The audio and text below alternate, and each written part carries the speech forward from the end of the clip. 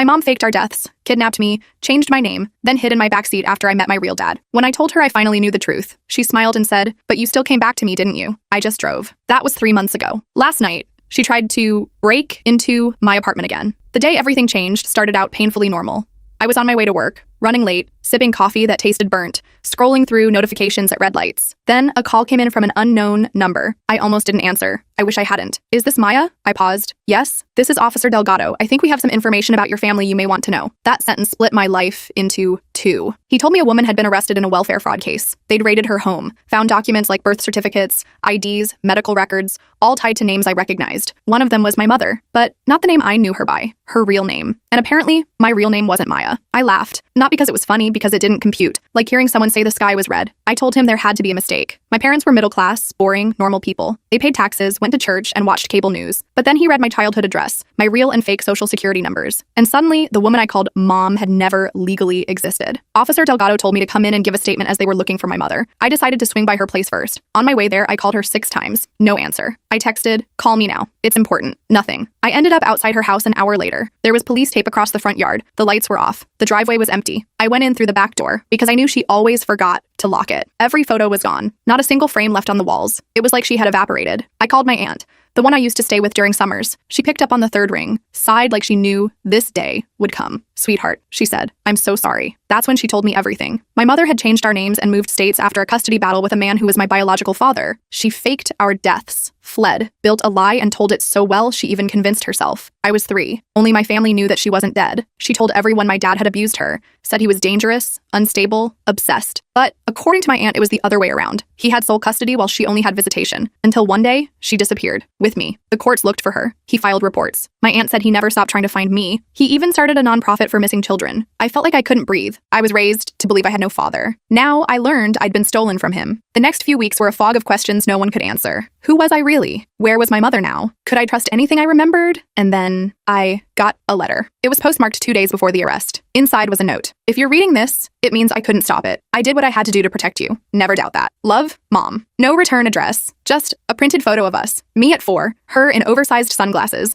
holding me like I was something sacred. But was I? Or was I just something stolen? I reached out to the nonprofit, the one my father, my real father, had started. I didn't know what I would say. But when I called, the man who answered said, "Is this Danielle? Or do you go by another name now?" He started crying before I did. We talked for hours, and for the first time in my life, I saw myself in someone else's face. His voice cracked when he told me about the teddy bear I used to carry everywhere, how I used to spin in circles until I fell over. He didn't sound dangerous. He sounded like a man who had been grieving for 20 years. I wanted to see him, but something held me back. I couldn't shake the feeling that my mom might resurface, that she might be watching, that if I stepped too far into this new truth, she'd drag me back into the lie. She still hadn't been found, and part of me didn't want her to be, but the other part, the part that still remembered how she sang to me when I was sick, how she packed handwritten notes in my lunchbox until I graduated high school. That part wanted answers. So I decided to get those answers, and I planned to burn every lie that got me here. I spent the next few days in a weird limbo. I kept going to work at the marketing firm where I'd been for 3 years, but I couldn't focus on anything. My coworker Tara noticed something was off when I completely blanked during a client presentation. She cornered me in the break room afterward. "You okay? You seem really out of it," she said while refilling her coffee mug. I just nodded and mumbled something about not sleeping well. What was I supposed to say? Hey,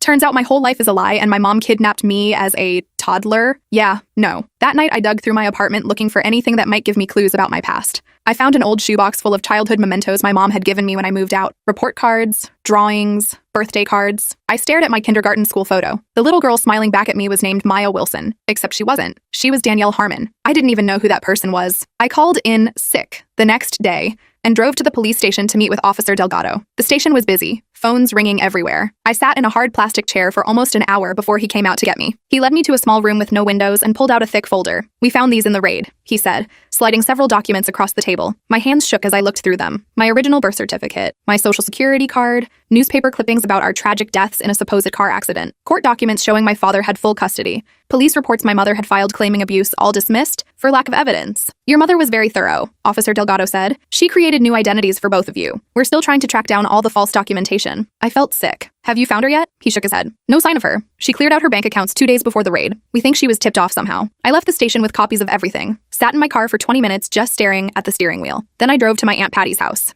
I needed more answers. Aunt Patty lived in a small house about 40 minutes outside the city. I'd always thought she was my mom's sister, but now I wasn't sure of anything. She opened the door before I even knocked, like she'd been watching for me. I figured you'd be back, she said, leading me to her kitchen table. I spread out all the documents. Tell me everything. No more lies. Aunt Patty wasn't actually my aunt. She was my mom's cousin, who helped her disappear with me. She told me how my mom had been diagnosed with some kind of personality disorder years ago, but refused treatment. How she became obsessed with the idea that my father was going to hurt me, despite zero evidence. How she planned our deaths for months. Your father was a good man, Maya. I mean, Danielle, she said, correcting herself. He never hurt either of you. Your mother convinced herself of things that weren't real. I asked her why she helped my mom if she knew it was wrong. She threatened to hurt herself if I didn't, Aunt Patty admitted. And I was worried about what she might do to you if she felt cornered. That night, I couldn't sleep. I kept thinking about my father, my real father, and what he must have gone through. 20 years thinking his daughter was dead. I pulled up the website for his nonprofit on my phone, Finding Hope, Reuniting Families. There was a photo of him on the About page, Richard Harmon. I had his eyes, his smile too.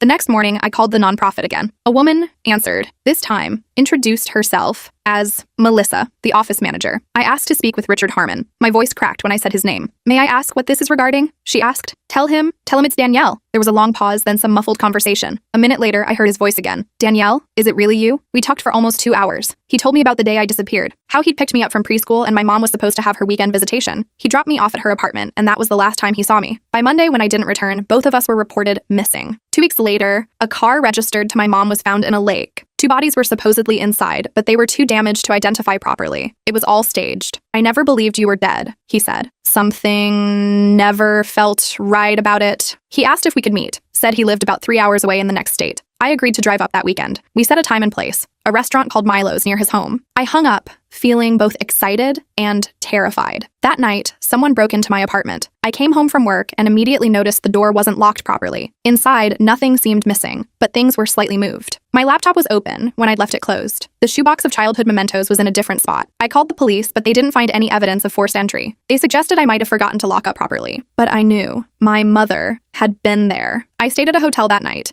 too freaked out to sleep in my apartment. I didn't tell Richard about it when he texted to confirm our meeting. I didn't want to scare him off before we even met. Saturday morning came, and I got in my car to drive to meet my father. Every mile marker made my heart hit faster. What would I say to him? What would he say to me? Would we have anything in common? Would he be disappointed in who I'd become? I stopped for gas about halfway there. While the tank was filling, I went inside to grab a bottle of water. When I came back out, I noticed a car parked on the other side of the station. A woman with sunglasses and a baseball cap was watching me. She quickly looked away when I noticed her. My stomach dropped. It looked like my mom. I quickly finished pumping gas and got back in my car, locking the doors immediately. When I looked again, the woman and her car were gone. Maybe I was just being paranoid. Maybe everyone was starting to look like my mom now. The rest of the drive, I kept checking my rearview mirror. Every car that stayed behind me for more than a few minutes made me nervous. By the time I pulled into the restaurant parking lot, my hands were shaking. I sat there for a few minutes, trying to calm down. Then I saw him walking toward the entrance. Richard Harmon, my father. He was taller than I expected, with gray at his temples and the same nose I saw in the mirror every day. I got out of my car and stood there, frozen. He turned, somehow sensing me. Our eyes met across the parking lot, and for the first time in my life,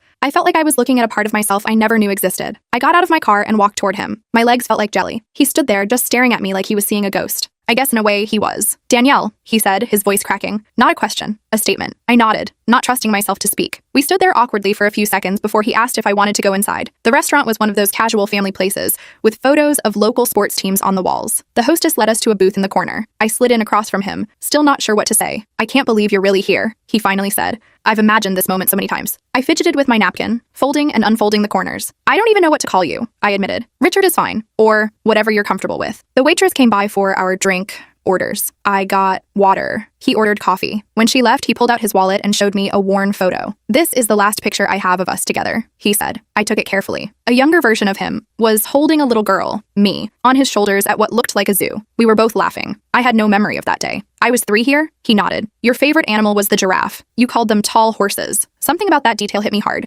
It felt real in a way nothing else had so far. I handed the photo back, blinking fast to keep from crying. We ordered food, but I barely touched mine. Richard told me about my early childhood. How I loved strawberry ice cream, but hated strawberry milk. How I had an imaginary friend named Buster who was a talking frog. How I insisted on wearing my Halloween costume, a bumblebee, for 2 weeks straight until he finally had to wash it while I was asleep. What happened between you and my mom? I finally asked. His face changed. He set down his fork. We met in college, got married young, Had you right away. Things were good at first, but then he paused. Your mother started changing, becoming paranoid. She'd accuse me of things I never did. Following her, checking her phone, talking about her to strangers. Did you ever hurt her? I had to ask. Never, he said firmly. I swear to you, Danielle, I never laid a hand on her. I tried to get her help. She was diagnosed with delusional disorder, but she refused to stay on medication. She became convinced I was going to take you away from her permanently. But you had custody? He nodded. The court gave me primary custody because of her instability. She had visitation every other weekend. I never tried to keep you from her. I wanted you to have your mother in your life. The more he talked, the more I believed him. He wasn't what my mother had described all these years. He wasn't a monster. He was just a dad who lost his daughter. After lunch, we walked around the small downtown area. It was awkward at first, but gradually became more comfortable. He showed me pictures of his life now. He'd remarried 10 years ago to a woman named Elaine. They didn't have children together, but she had a son from a previous marriage who was now in college. Elaine knows all about you, he said.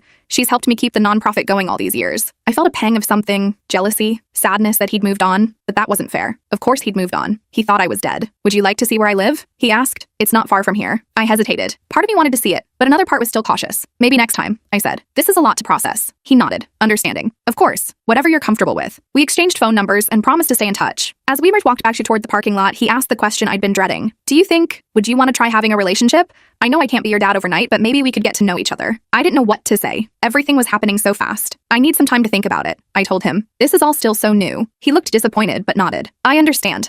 I've waited 20 years. I can wait a little longer. We reached my car and he awkwardly opened his arms, asking without words if a hug was okay. I stepped forward and let him embrace me. It felt strange, but also somehow familiar, like a memory my body remembered even if my mind didn't. Drive safe, he said as I got into my car. I nodded and started the engine. As I adjusted my rearview mirror, I nearly jumped out of my skin. Someone was crouched in my backseat. My mother sat up, pulling off a baseball cap and sunglasses. Drive, she said. Just drive normally. Don't make a scene. My heart hammered in my chest. I looked out the window. Richard was still standing there, watching me with a smile. I forced myself to smile back and wave as I pulled out of the parking space. What are you doing? I hissed once we were on the road. You scared me half to death. I had to see you, she said. I've been following you. I saw you with him. I gripped the steering wheel so tight my knuckles turned white. For the first time in my life, I was afraid of my mother. She looked different, thinner, with dark circles under her eyes and her hair dyed a different color. Turn left at the next light, she instructed. Mom, I'm not going anywhere with you. You lied to me my entire life. I protected you, she snapped. Everything I did was to keep you safe from him. He's not dangerous, I said. You are. You kidnapped me. You faked our deaths. Do you have any idea how messed up that is? She leaned forward from the backseat. Pull into that gas station. We need to talk. I did as she asked, partly because I was too shocked to argue, and partly because I didn't want to have this conversation while driving. I parked in a corner spot away from the pumps. Maya, listen to me, she said,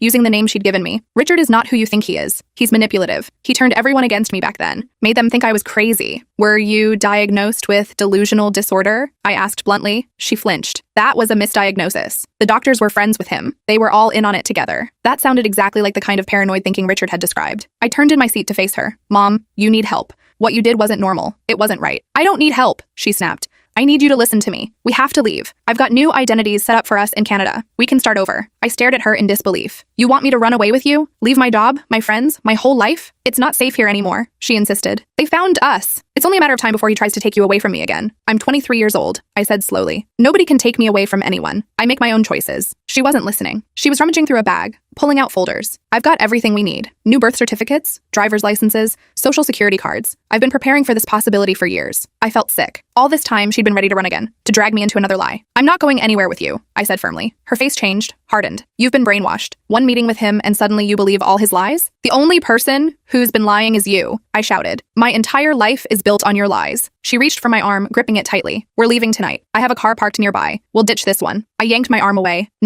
I'm not going. You don't understand what's at stake, she hissed. He'll turn you against me completely. I'll lose you forever. You lost me the moment I found out the truth, I said, the words coming out before I could stop them. Her face crumpled. For a second, I saw the mom I knew, the one who nursed me through the flu and cheered at my soccer games. But then her expression hardened again. Get out, I said quietly. Get out of my car. Maya, my name is Danielle. I cut her off. And I want you to leave. We stared at each other for what felt like forever. Then she grabbed her bag and opened the car door. When you realize I was right all along, it might be too late, she said, but I'll be watching. I'll be waiting. She slammed the door and walked away. I watched her disappear around the corner of the gas station, my hands shaking. As soon as she was out of sight, I locked all the doors and called Richard. She was here, I said when he answered. My mom. She was hiding in my back seat. What? His voice sharpened with concern. Are you okay? Where are you now? I told him about the gas station, about her plans to take me to Canada. He told me to stay put, that he was on his way. I sat there, jumping at every car that pulled into the station, terrified she would come back with reinforcements. Richard arrived 15 minutes later, pulling up next to my car. I got out and practically ran to him. She wanted me to run away with her, I said, my voice shaking.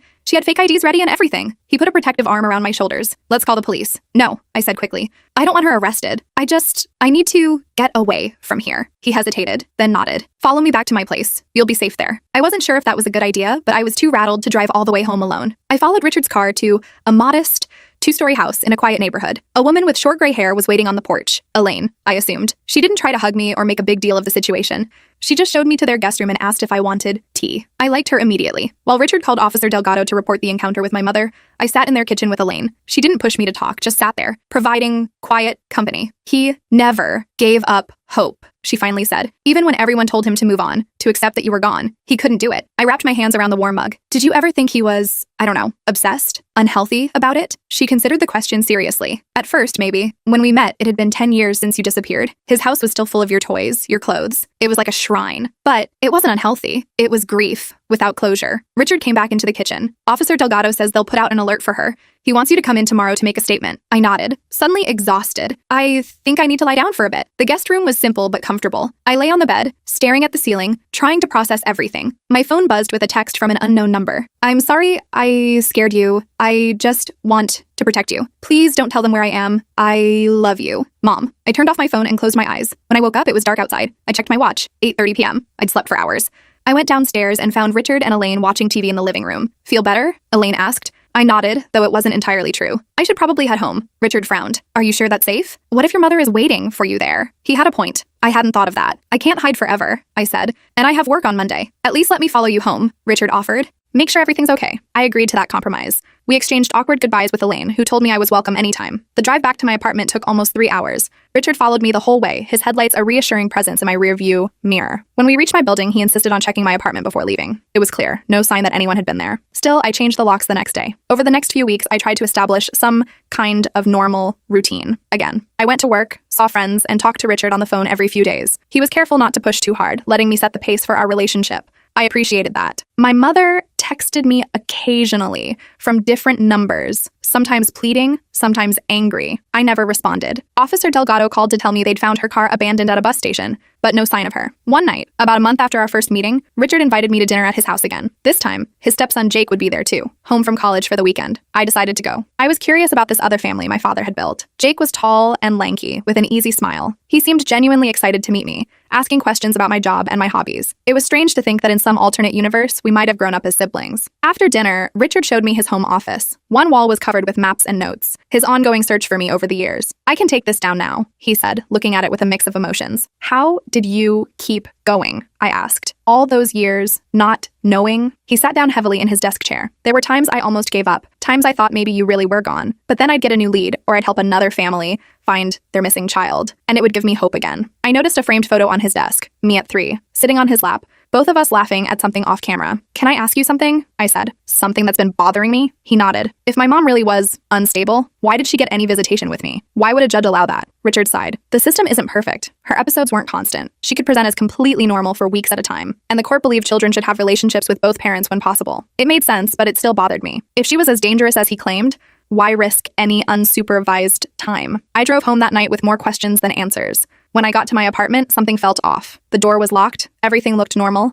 but I had a strange feeling. I did a quick check of all the rooms. Nothing seemed out of place until I got to my bedroom. On my pillow was a small teddy bear, one I recognized from the photos Richard had shown me, my favorite toy as a toddler, the one I supposedly carried everywhere. I definitely hadn't put it there. I backed out of the room, heart racing, and called Richard. Someone's been in my apartment, I said when he answered. They left something on my pillow. What was it? He asked, sounding alarmed. A teddy bear, the one you said was my favorite as a kid. There was a long pause. Danielle, I don't have that bear. It disappeared when you did. A chill ran down my spine. Then how did it get here? Get out of the apartment, he said urgently. Right now. Go to a neighbor's or wait in your car. I'm calling the police. I grabbed my purse and keys and ran out, not even bothering to lock the door behind me. I sat in my car with the doors locked, watching my apartment building, jumping at every shadow. The police arrived 20 minutes later. They searched my apartment but found no one. No signs of forced entry, just the bear sitting innocently on my pillow. They took it as evidence and dusted for fingerprints, but I already knew who had left it there. My mother was sending me a message. I couldn't stay there. I packed a bag and checked into a hotel for the night. As I was settling in, my phone rang. Unknown number. Against my better judgment, I answered. Hello? Did you like my gift? My mother's voice. How did you get into my apartment? I demanded. I've always had a key, sweetie. Did you forget? I helped you move in. It was true. She'd helped me move 3 years ago when I first got the place. I'd never thought to ask for the key back. What do you want from me? I asked, exhausted. I want you to understand, she said. Richard is trying to turn you against me, just like before. He's the one you should be afraid of, not me. You broke into my apartment and left a creepy message. That seems pretty scary to me. She laughed. It's not creepy. It's your Boo Bear. You loved that thing. Wouldn't go anywhere without it. Richard told you that, didn't he? See, he's using your childhood to manipulate you. My head was spinning. Mom, please, just turn yourself in. Get help. I don't need help, she snapped. I need my daughter back. The daughter who trusted me, who knew I would do anything to protect her. Protect me from what? Richard has been nothing but kind to me. That's how it starts, she said darkly. He's patient. He plays the long game. But once he has you completely under his control, you'll see his true colors. I was about to argue when something occurred to me. How did you know I was meeting Richard that day? How did you find my car at the restaurant? There was a pause. I've been watching you. No,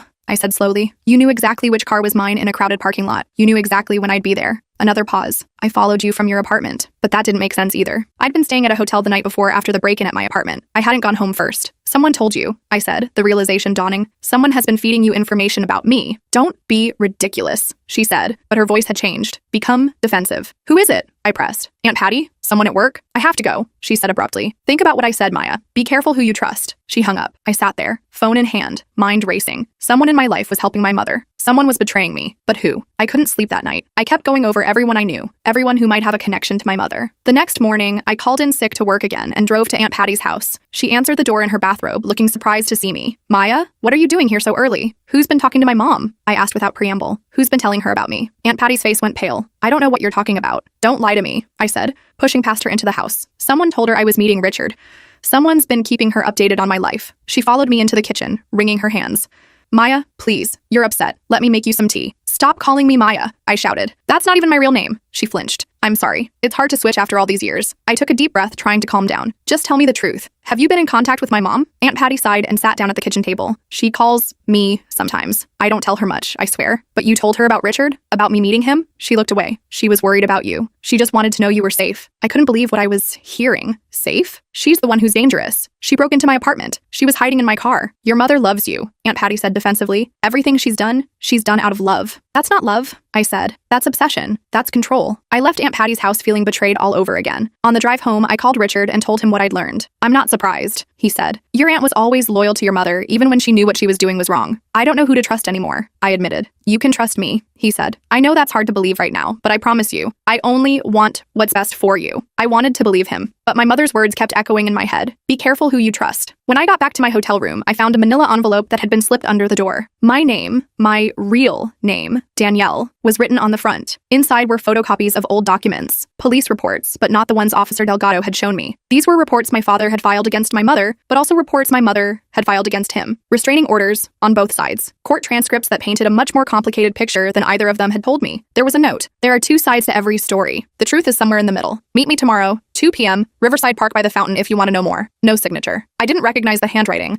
I spent the night going through these documents, trying to piece together what really happened between my parents. It wasn't as clear-cut as either of them had made it seem. There were accusations on both sides, evidence that was inconclusive, witnesses with conflicting statements. By morning, I wasn't sure what to believe anymore, but I knew I needed more answers. I decided to go to the park meeting, but I wouldn't go alone. I called Tara from work and asked if she could come with me, making up a story about meeting a potential client who seemed sketchy. She agreed without hesitation. We arrived at the park early and found a bench with a good view of the fountain. Tara sat a little distance away, pretending to read a book while I waited. At exactly 2 p.m., a woman approached the fountain. She was in her 60s, with silver hair and a professional-looking pantsuit. I didn't recognize her. She looked around, spotted me, and walked over. Danielle, she asked. I nodded, cautiously. My name is Sandra Wilkins. I was your mother's attorney 20 years ago during the custody battle. I stared at her for a moment, trying to process this new development. Sandra sat down next to me on the bench, placing a thick folder between us. I've been following your case since the arrest, she said. I wasn't sure if I should get involved, but when I saw both your parents trying to contact you, I felt you deserved the whole truth. I glanced over at Tara, who was pretending not to watch us. Why should I believe anything you say? Everyone keeps telling me different versions of the same story. Sandra nodded like she expected this reaction. That's why I brought these. She tapped the folder. Original court documents, therapy notes, evaluations from social workers, not copies, not selected pieces, everything. I hesitated before taking the folder. Were you the one who left those documents at my hotel? Yes, I still have contacts who helped me find you. She straightened her blazer. I'm retired now, but I never forgot your case. It was complicated. That was an understatement. I opened the folder and started flipping through pages. There were psychological evaluations for both my parents. My mom's showed paranoid tendencies,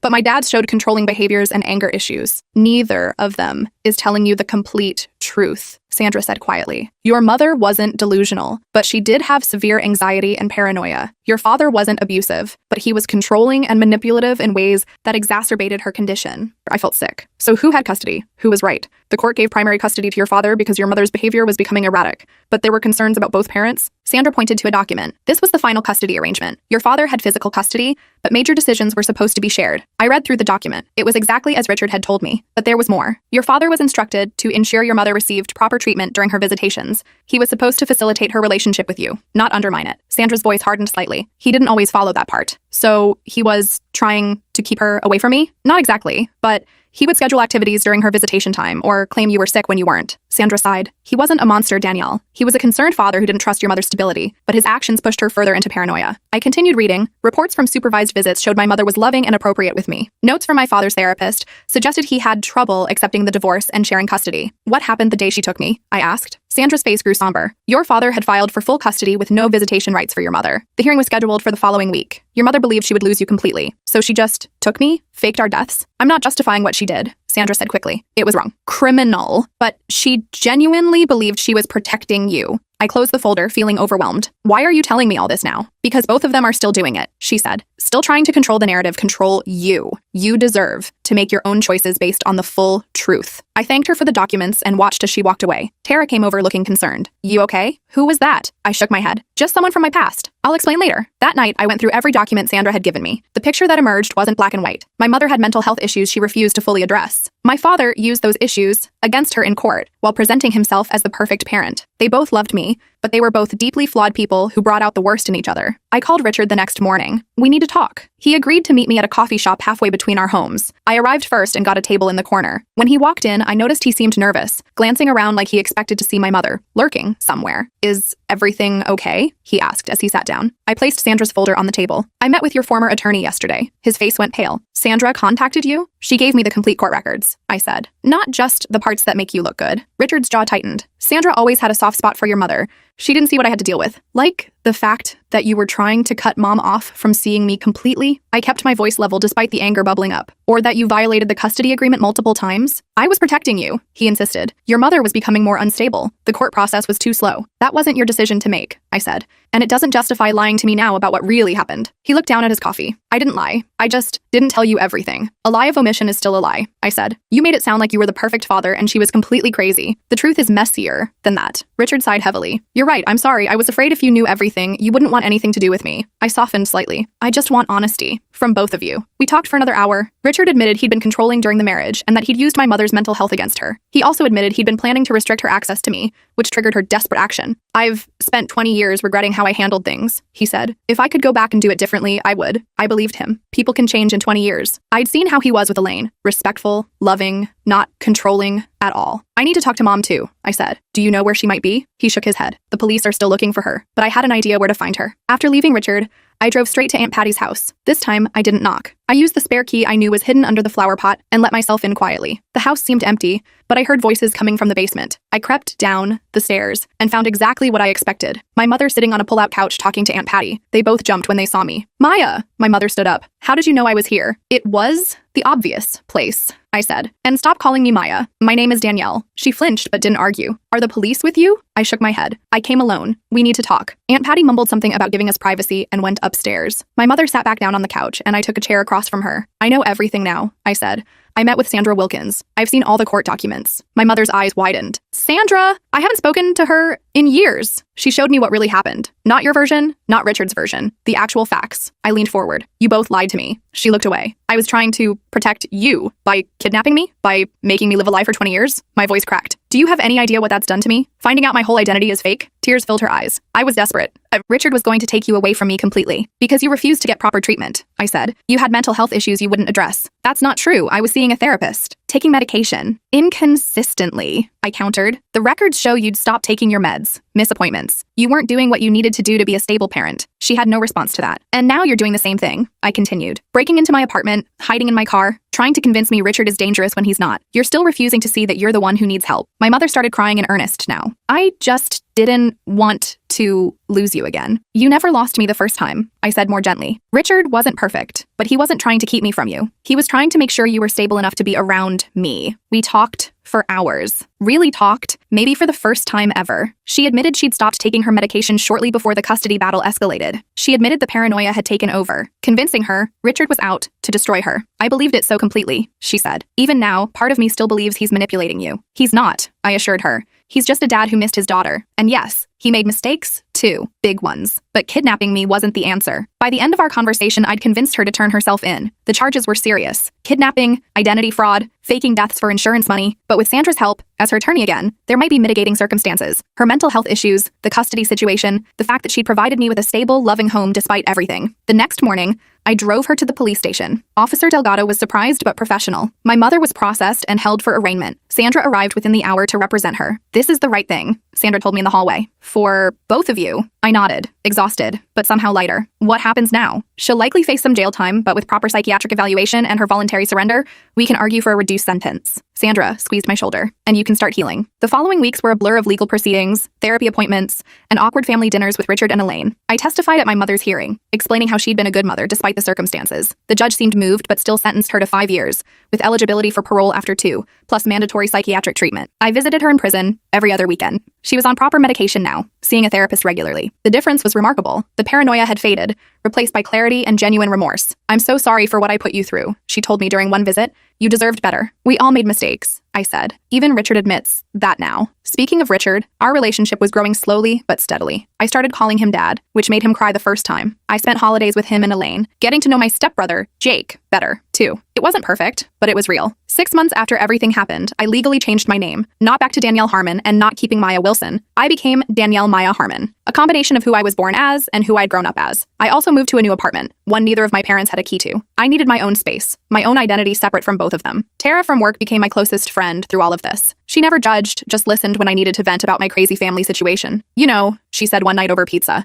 most people just have regular family drama, like arguing over Thanksgiving dinner or whatever.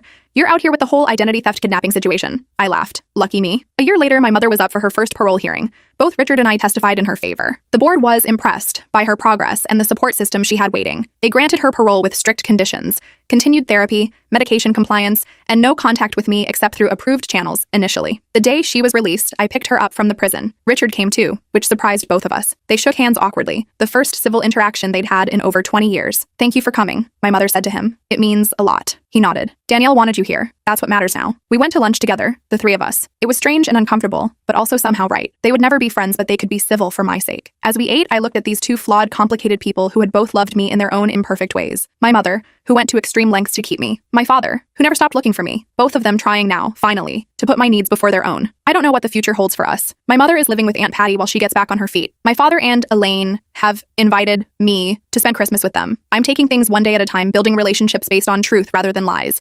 Sometimes I still wake up confused about who I really am. Maya or Danielle, the daughter who was stolen, or the daughter who was raised with love, despite everything. But then I remember, I'm both, and neither. I'm just me, figuring things out as I go, like everyone else. The only difference is, I've got 2 names on my driver's license, and twice the family drama of most people. But hey, at least I've got one hell of a story to tell at parties.